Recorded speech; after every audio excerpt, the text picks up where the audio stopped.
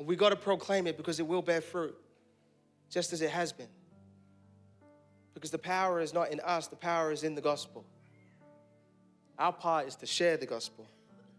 Even Paul, as he was in prison, writes in Ephesians, and he calls on heaven and he asks people to call on heaven on his behalf. He says, pray for me. What? Not that so I may be released from prison, but that when I open my mouth, the gospel is proclaimed.